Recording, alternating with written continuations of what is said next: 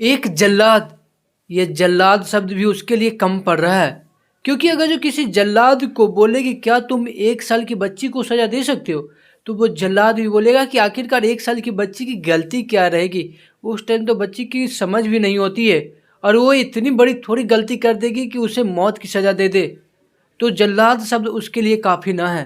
उसे दरिंदा बोल सकते हैं, हैवान बोल सकते हैं। उस हैवान ने 1 साल की बच्ची के सर पे पहले लोहे के रॉड से वार करता है और कई बार करने के बाद उस बच्ची की जान चली जाती है, तो लोहे काटने वाली आरी से या मशीन से उस बच्ची का गला रेत कर हत्या कर देता है। वो ऐसे करते करते उसके पूरे परिवार की हत्या कर देता है। उसके परिवार में 5 लोग थे और 5 लोगों की वो ऐसे गला रेत कर हत्या कर देता है। जब ये पूरी घटना पुलिस स्टेशन मतलब पुलिस को पता चलती है, तो पुलिस तुरंत घटनास्थल पर पहुंचती है और खास करके महिला पुलिसकर्मी जब ये पूरी मंजर को देखे तो कई महिला पुलिसकर्मी तो वहीं पे बेहोश होकर गिर गए। ऐसा भयावह नज़ारा था वहाँ पे। ये साल की शुरुआत में खबर आई थी कि एक होटल के एक रूम में 5 महिला की जान चली गई है, यानी हत्या कर दी गई है। और हत्या करने वाला कौन? खुद उसका हस्बैंड और उसका भाई। ये ऐसा ही भयावह नज़ारा ठीक 9 जनवरी को हुआ कि पूरे परिवार की ऐसे गला रेत कर हत्या कर दी। आखिरकार हत्या करने का वजह क्या था और क्या है पूरी कहानी, चले जानते हैं हम इस वीडियो में। तो हेलो, मैं ऋषभ शर्मा, आप सभी का स्वागत है मेरे इस चैनल पे। अगर जो आप मेरे इस चैनल पे नए हैं तो जल्दी सब्सक्राइब कर दीजिएगा और बेल आइकन दबाना जरूर ही नहीं भूलिएगा।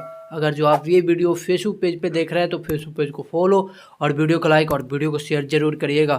तो चलिए आज आपको जो सच्ची कहानी हम सुनाने जा रहे हैं वो उत्तर प्रदेश का एक जिला होता है मेरठ। मेरठ का एक थाना होता है लिसाड़ी गेट थाना। दरअसल कहानी है 9 जनवरी 2025 की। एक व्यक्ति होता है जिसका नाम होता है तस्लीम और वो अपने भाई के साथ समर कॉलोनी में रहा करता था। पिछले 2 रात से अपने बड़े भाई जिसका नाम होता मोइन उसको लगातार कॉल कर रहा था, लेकिन मोइन का फ़ोन लगातार स्विच ऑफ बता रहा था। मोइन है जो उसी के पास में एक कॉलोनी होती है, उसी का वहीं का रहने वाला वो व्यक्ति होता है। वो सोचता है कि आखिरकार बात क्या है, मेरा भाई का फ़ोन बंद आ रहा है तो आ रहा है कैसे? आज तक तो ऐसा कभी ना हुआ है कि मेरे भाई का फ़ोन बंद हो। वो 9 जनवरी को रात 8:55 पे उसी के कॉलोनी के उस रूम के पास जाकर देखता है तो उस भाई का रूम है जो पहले से ताला बंद था। उसने सोचा कि आज तक कभी ऐसा कभी ना हुआ कि मोइन के घर में कोई सदस्य ना हो, घर खाली कभी ना हो और उसके गेट पर ताला कभी लगा ही हुआ होता ही नहीं है। अब ये तस्लीम है जो समझ जाता है कि बात कुछ और है, तो वो क्या करता है उसके रूम को झाँकने की कोशिश करता है। जो बगल की खिड़की होती है उससे वो देखने की कोशिश करता है तो देखता है कि घर का सारा सामान बिखरा पड़ा है और एक व्यक्ति की लाश है जो सफ़ेद चादर से लिपटी हुई है और वहाँ पे लगातार खून बह रहा है उसकी लाश से। वो देखकर एकदम से डर जाता है और वहीं पे वो चिल्लाने लगता है। उसकी चिल्लाहट सुन के आस-पास पड़ोस वाले वहाँ पे आते हैं और धीरे-धीरे करके उस रूम के पास एकदम से भीड़ इकट्ठा हो जाती है और उसी में से किसी एक ने पुलिस को फ़ोन कर दिया था और फिर उस गेट के ताला को तोड़कर सारे लोग अंदर इकट्ठे होते हैं और यहीं तक फिर पुलिस है जो तुरंत उस घटनास्थल पे पहुंच जाती है। पहुंचने के बाद देखते हैं कि एक व्यक्ति की लाश है जो सफ़ेद चादर से एकदम से ढकी हुई है, बोल सकते हैं बांधी हुई है। और उस लाश को हटाकर मतलब चादर हटाकर देखते हैं तो देखते हैं कि एक व्यक्ति जिसका नाम था मोइन उसकी ही लाश थी। उसे गला रेत कर हत्या किया गया है। आप सोच रहे थे कि अगर जो मोइन यहाँ पे तो और सारे सदस्य कहाँ हैं जो इस घर में जितने सारे लोग रह रहे थे। तो वहीं पे एक पलंग का एक बॉक्स था जिसमें सर्दियों का कपड़ा नहीं रखा जाता, उसी बॉक्स में उस बॉक्स के एक पटरा था वो हल्का उठा हुआ था। वो पटरा को पूरी तरीके से हटा कर देखते हैं तो उस एक बॉक्स में बीबी और उसकी एक बेटी की लाश थी। बीबी जिसका नाम था अस्मा और उसकी एक बेटी जिसका नाम था अक्सा। अक्सा की उम्र लगभग 8 साल थी और अस्मा की उम्र लगभग 44 साल थी। उस दोनों की लाश थी और उन दोनों की भी वही सेम गला रेत कर हत्या कर दिया गया था। और दूसरे बॉक्स को खोला जाता है तो दूसरे बॉक्स में अजीबा जिसकी उम्र होती है 2 साल और एक और बेटी और जिसकी नाम होती है अबीबा, उसकी उम्र होती है 1 साल। सारे को गला रेत कर हत्या कर दिया गया था। वहाँ पे जो पुलिसकर्मी थे वो देखकर एकदम से डर गए। जो महिला पुलिसकर्मी थी कहीं तो वो वहीं पे बेहोश होकर गिर गई। फिर पुलिस वाले सारे लाश को अपने कब्जे में लेकर पोस्टमार्टम के लिए भेज देते हैं। अब पुलिस वाले को पूछना था कि आखिरकार इन सब की हत्या किया तो किया किसने, क्या तुम्हें किसी पे शक है? तो उसका भाई बोलता है कि ऐसा तो कुछ मेरे को पता नहीं कि इनका किससे कितना दुश्मनी चल रहा है। दरअसल कहानी शुरू होती है मेरठ का एक थाना पड़ता है किठौर। किठौर का एक गांव पड़ता है शाहजहाँपुर। शाहजहाँपुर में 6 भाई रहा करते थे, सलीम, अनीस, मोइन, कलीम और तस्लीम, और एक का नाम था मोमिन। सलीम और मोइन और कलीम और मोमिन ये चारों खुद के भाई थे और 2 सौतेले भाई थे।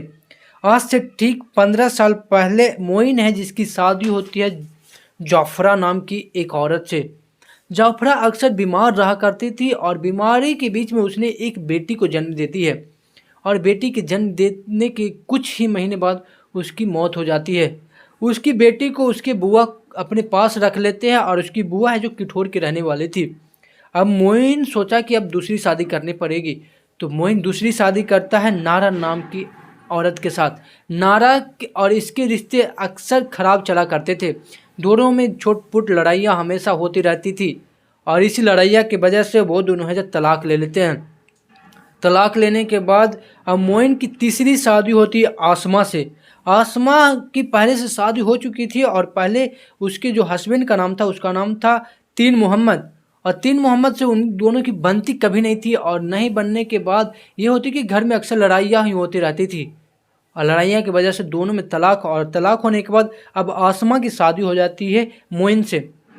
आज से ठीक 12 साल पहले वो शाहजहाँपुर छोड़कर वो रुड़की आ जाते हैं। रुड़की का एक गांव पड़ता है मोआना। मोआना में आकर दोनों रहने लगते हैं।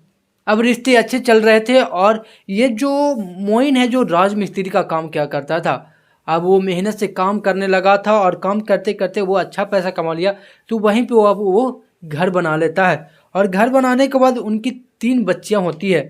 3, एक का नाम आसमा रखता है, एक का नाम अजीजा, और जो सबसे छोटी होती है उसका नाम रखता है अबीबा।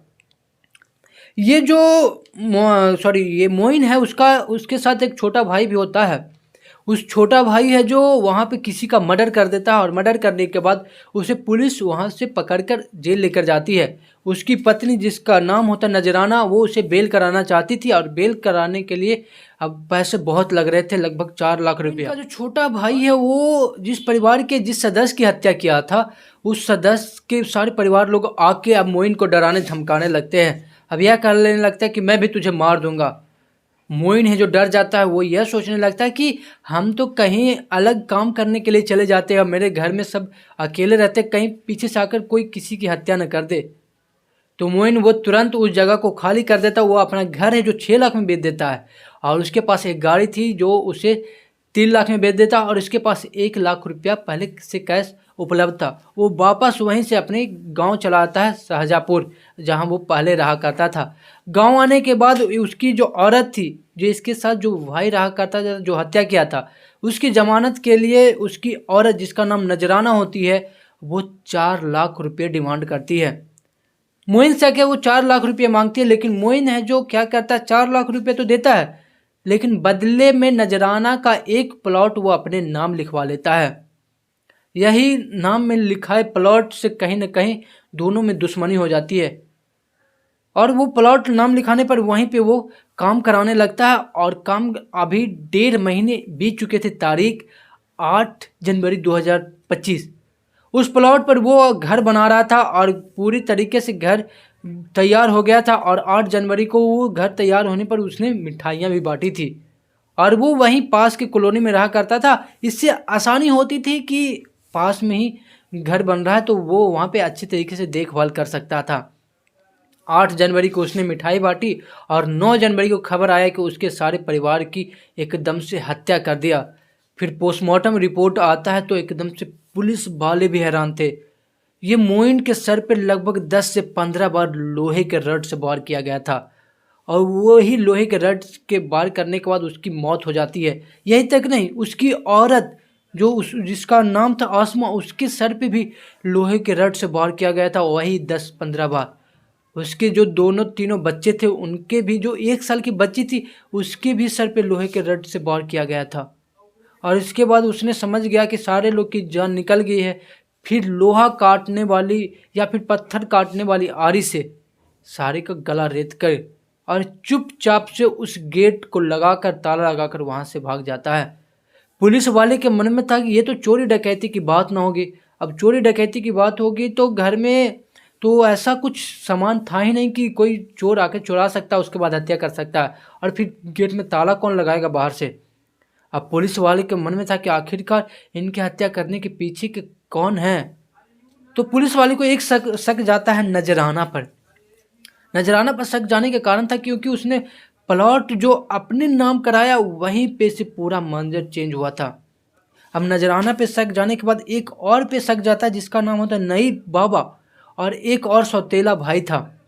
इन तीनों पे पुलिस को तो शक जाता है क्योंकि नईब बाबा थे जो आज से ठीक 10 साल पहले वो यहाँ से छोड़ के चले गए थे, यानी शाहजहाँपुर से वो छोड़ के बाहर चले गए थे और फिर वो यहीं पे नजर आया था। पुलिस वाले को तो पूरा शक तो इन पे है, लेकिन पुलिस वाले अभी अच्छी तरीके से पूछताछ कर रही है। पूरा मामला अभी सामने नहीं आया है। अब ये कौन है इनकी हत्यारा, अब नेक्स्ट पार्ट में बताऊंगा जब पूरी न्यूज आ जाएगी तब। तो ठीक है दोस्त, मेरा यह क्राइम वीडियो बनाने या सुनाने का यह मतलब नहीं है कि किसी को परेशान करना या किसी के दिल को ठेस पहुंचाना। मेरा ऐसा कोई मतलब नहीं है। मेरा बस मतलब है कि आप लोग सतर्क रहें और सुरक्षित रहें। और नेक्स्ट पार्ट में ज़रूर मैं पूरा वीडियो लेकर आऊँगा क्योंकि अभी तक पुलिस वाले ने कुछ पुख्ता सबूत नहीं जारी किया है कि आखिरकार इनके मारने के हत्या करने के पीछे यही लोग हैं। तो पूरी न्यूज़ आने के बाद मैं पूरी कहानी अच्छी विस्तार से बताऊँगा। तो इस कहानी में कोई सी छूट हो गई तो उसके लिए मैं माफ़ी चाहता हूँ। तो ठीक है दोस्त, फिर मिलते हैं ऐसे क्राइम वीडियो के साथ नेक्स्ट और अगले वीडियो में। जाते जाते मैं ये कह देना चाहता हूँ कि अगर जो आप मेरे इस चैनल पर नए हैं तो जल्दी सब्सक्राइब कर दीजिएगा और बेल आइकन दबाना जरूर ही नहीं भूलिएगा। अगर जो आप ये वीडियो फेसबुक पेज पे देख रहे हैं तो फेसबुक पेज को फॉलो और वीडियो को लाइक और वीडियो को शेयर जरूर करिएगा। अब बताएंगे नेक्स्ट वीडियो में कि इनके हत्या करने के पीछे क्या है वजह और कौन थे वो लोग, बताऊंगा जरूर। ठीक है दोस्त, मिलते हैं। जय हिंद।